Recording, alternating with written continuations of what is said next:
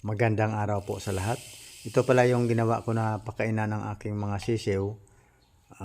Panoorin nyo lang kung paano ko ginawa. Ito yung cover ng electric pan na nasira na. Pag-isipan ko na gawin na pakainan ng aking mga sisiw. Sayang mapakinabangan pa naman natin. Mag-mix tayo ng ng buhangin at saka simento para ilagay natin dito. Nilagyan ko pala ng karton sa likuran ng cover ng electric pan para yung ating simento hindi siya malaglag, para kumapit siya ng mabuti. So nagmix tayo ng simento natin para ilagay natin dito.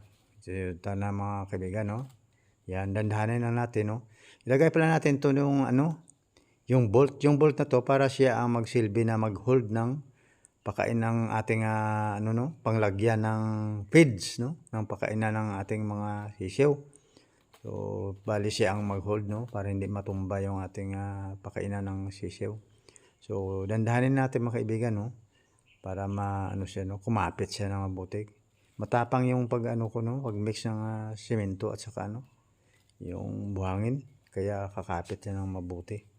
Matibay yan. Ito na mga kaibigan, malapit na siya matapos. So maganda yung ko sa kiliran niya unan. Yan, para hindi malaglag yung diyan, pag inano ng mga sisiw, hindi masayang yung mga pagkain nila.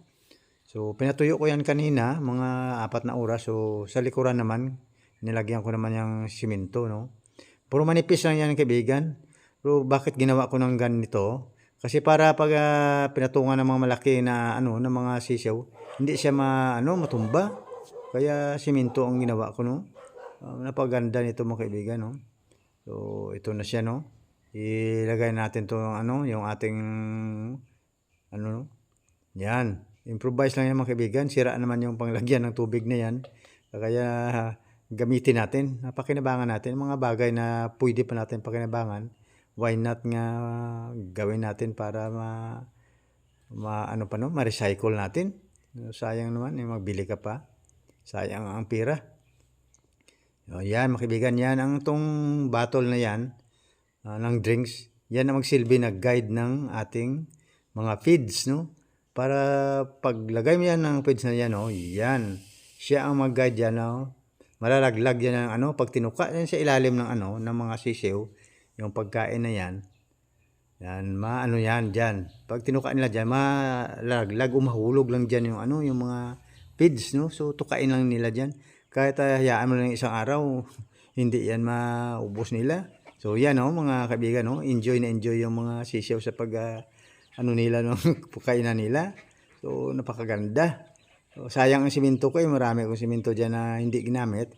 So ginamit ko, kaya napakinabangan pa natin. So thank you very much for watching mga kaibigan, And don't forget to like and share my video and follow more. Mabuhay!